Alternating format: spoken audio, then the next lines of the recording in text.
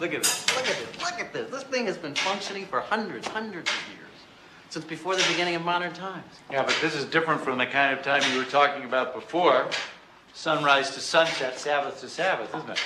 This is mechanical time, isn't it? You bet. You bet it is. You bet. I sometimes think that this clock, this machine, is what constitutes humanity's first real break from the world of nature. Wouldn't you say so? Hello? The clock did much more than that. It became the model of the cosmos. And then they mistook the model for the real thing. People got the idea that nature was just a giant clock, not a living organism, but a machine. That's exactly what I've been trying to tell this lunkhead. Exactly, word for word. Maybe you recognize him. Jack Edwards? And you're? Sonia Hoffman. I think I've heard your name somewhere. Yeah, maybe in a couple of hundred news broadcasts. He was a candidate for the U.S. presidency in the primaries. Oh, I vaguely remember. See, I'm not a voter. Most Americans don't vote either. I do know who you are. Me? You know who I am? I doubt it. You're Thomas Harriman, the poet. Well, yes, I am, but wait a minute. Let me get this straight. You recognize me, a poet whose latest work sold all of 12,000 copies, but you do not recognize this gentleman who was a presidential candidate in America? My God, woman, what's happened to your values? What do you do? I'm a scientist, and we do occasionally read poetry. As a matter of fact, I'm doing a lot of it these days. I'm on a sort of sabbatical. I'm an ex-physicist, an ex-American resident, an ex-voter. Ex-wife? This is very upsetting. Why don't intelligent people like yourself bother to vote? Oh, forgive me, you politicians make it so hard. The ideas expressed by most of you, right and left, seem to me as antique and mechanical as that old clock. What's that supposed to mean? Well, if I was to explain that, I'd have to go all the way back to Descartes, if you remember him. Yeah? To be or not to be? I think, therefore I am. Yeah, well, we both went to college, yeah. Well, Descartes was the primary architect of the view that sees the world as a clock. A mechanistic view that still dominates most of the world today, and it seems to me, especially you politicians. Mechanistic. Is that a real word? Mechanistic, mechanical, mechanics? Yeah, it's a good word. Mechanistic, as if nature functioned like a clock. You take it apart, reduce it to a number of small, simple pieces, easy to understand, analyze them, put them all back together again, and then you understand the whole. Isn't that what's known as scientific thinking, Miss Hoffman? Really? What you call the mechanistic view, isn't that what the scientific method's all about? Is it? Well, I don't think so, but I'd like to kind of hear from the physicist, Jack. All right, I'm sorry. Please continue. Well, you're right in a way, Mr. Jack. Call me Jack. Okay, Jack. You are right in a sense. But it wasn't always so. Not before Descartes. When he introduced such thinking, it amounted to a revolutionary break with the church. He said, I don't need the Pope to tell me how the world functions. I can find that out for myself. Because to me, the world is just a machine. And then he became fascinated with clockworks and made the clock into a central metaphor. He said, I consider the human body as nothing but a machine. A healthy man is like a well-made clock. A sick man is like an ill-made clock. Well, the metaphor seems a little clumsy now, but it worked, didn't it?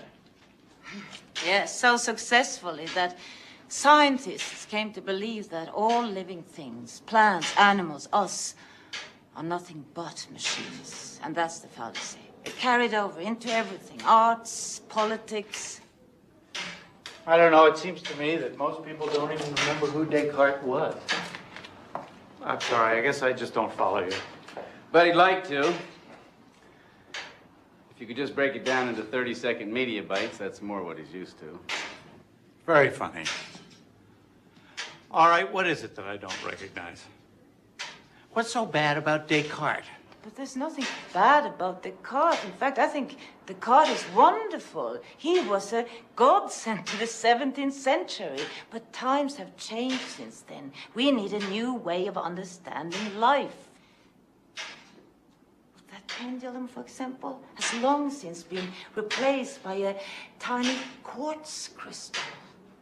And these magnificent hand-forged wheels turned into a microchip the size of my thumbnail.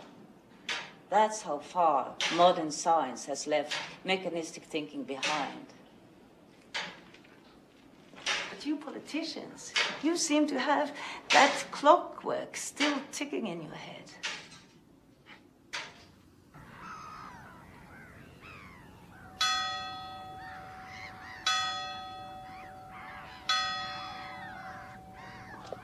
Keep on going, Sonia. Don't stop. Who knows? You may just have that vital piece of information that we Pauls, venal and stupid as we are, have been missing out on all along. Well, there you go, thinking in terms of pieces. Pieces are all we get of the picture, only fragments. Come on, give me some examples. Well, let's take the population problem, for example.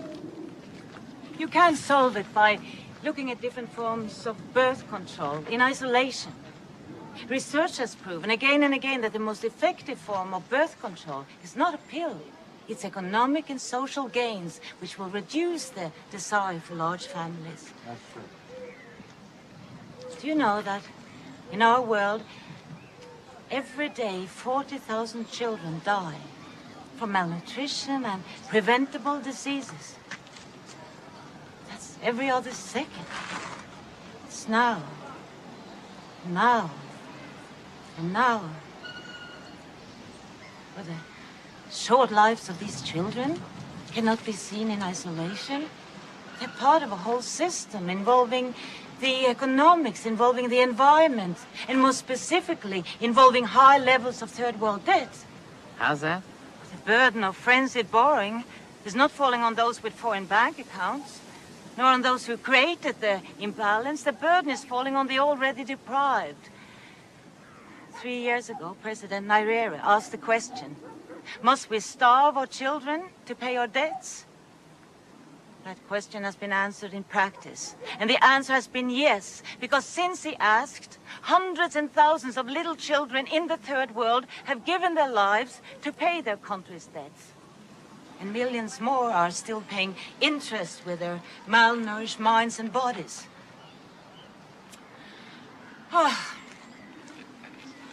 Take Brazil. Do you know that they are destroying the Amazon rainforest at the rate of 1 football field a second? Now. Why? They're trying to pay their national debts with cattle and land speculation. They don't even have time to sell the timber, so they're setting fire to the woods. And our barren forests are one of the main causes of the global warming, the greenhouse effect.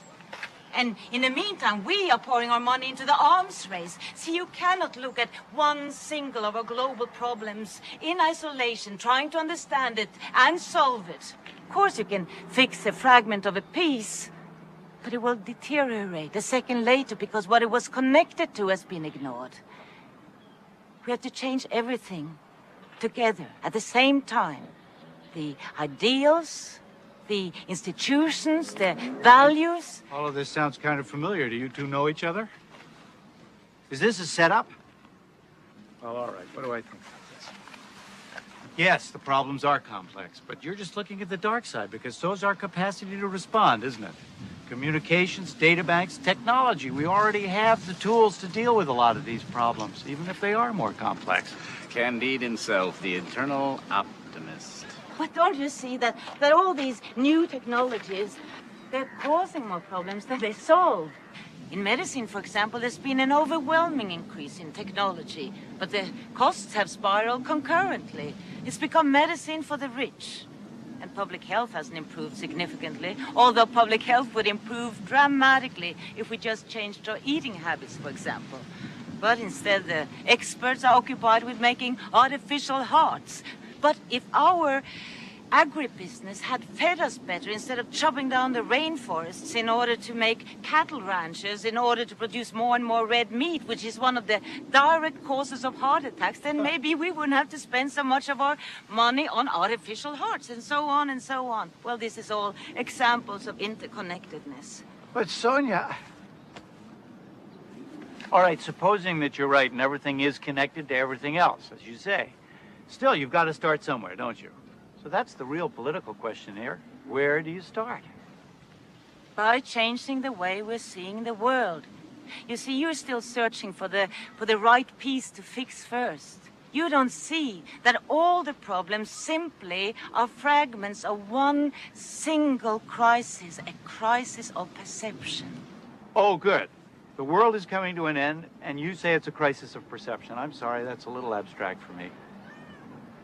And all of this stuff about modern medicine, all your criticisms. I mean, I may be a doctor's son, but you have to admit that this mechanistic medicine has been pretty successful. Well, up to a point. But simply by blocking the mechanisms of a disease doesn't mean healing it. I mean, it's like in politics. It's just shifting the problem to another sphere. Are you going to help me in this, or are you going to leave me stranded out here in this argument by myself? I'm gonna leave you stranded. I'm gonna leave you stranded. Okay. A person goes to a doctor today with recurring attacks of gallstones, and the doctor takes the gallbladder out, and lo and behold, the pain goes away. Now, you could say that the doctor is working from a poor perceptual model, that he just concentrated on a part of the clock that wasn't working and removed it. But the fact is, the patient is out of his pain, he's feeling better, and the clock is ticking again. His perceptual model worked.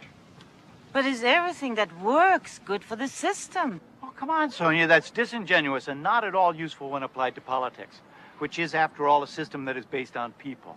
It's the art of bringing people to agree on a certain course of action. If that course of action succeeds, the people are satisfied. If not, they're not. It's as simple as that. If it works, it's good, period. But isn't that exactly what you said, why politics doesn't work anymore? That politics, you said, needed to become the art of the impossible? Whose side are you on? Hers, obviously. She's intelligent, gracious, and she's more attractive. Listen, Jack, I'd like to get back to the systems. You know, you called me dishonest. No. Yeah? Let's talk about the gallbladder again. Let's say the gallbladder is out and the pain is gone. But what about the stress that might have brought the illness on? If that stress persists, he's probably going to get sick again. Or let's say he had changed his nutrition much earlier and done some exercise. He may never have developed the gallstones in the first place. See, a little health education might have been much cheaper than the operation. A lot less painful, too. But our system doesn't encourage prevention. It encourages intervention. Okay, you're not disingenuous, but to blame all this on a French philosopher who's been dead for 300 years, isn't that a little out of proportion? Maybe even a little eccentric? No. Not if I'm right. See, my point isn't to condemn Descartes' thinking. It's simply to recognize its limitations. Might have been extremely useful to perceive the world as a machine for 300 years, but that perception today is not only inaccurate, it's actually harmful. We need a new vision of the world.